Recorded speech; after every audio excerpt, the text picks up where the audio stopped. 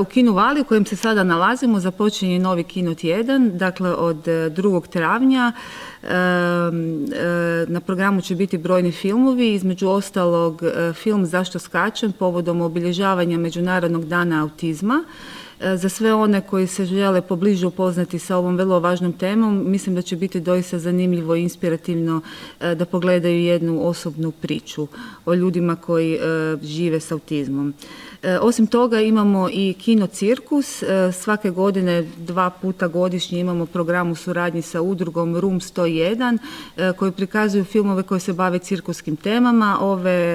Ovaj tjedan na programu je film Skywalker over Prague. Dakle, naziv je na engleskom, nemaju hrvatski prijevod i mislim da će biti dosta zanimljivo vidjeti nešto malo drugačije i predstaviti cirkusko djelovanje unutar filmske industrije. Nastavlja se i naravno redovan program kad su u pitanju filmski hitovi i nezavisni filmovi. Od filmskih hitova očekuje nas film Nobody, od franšize tvoraca John Wicka, dakle jedan film o ocu koji zapravo ima jedan tajni život prije svojeg trenutnog obiteljskog života i koji nakon što mu lopovi uđu u stan vrati se u svoju prošlost i krene u jednu novu pustolovinu.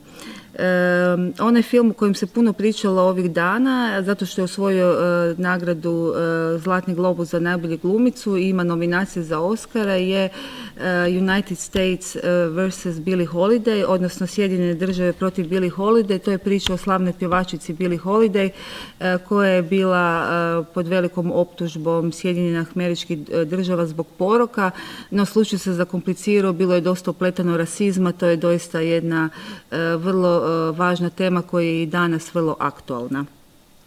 Za najmlađe imamo film Tvornica snova, film koji se bavi kako nastaju snovi i na jedan zanimljiv način prikazuje šta se može dogoditi kada poželimo da nam se snovi promijene i kako možemo zapravo ući u probleme.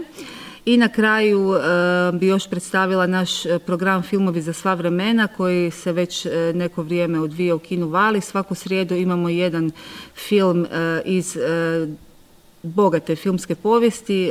Ovaj tjedan će na programu biti Džungla na asfaltu, film iz 1951. godine koji je nominiran za 4 Oscara, 3 Zlatna globusa i brojne druge nagrade na važnim festivalima u Veneciji, Berlinu, Kanu i tako dalje. Film iz 1951. godine i mislim da će biti sjajno pogledati ga na velikom platnu u kinu.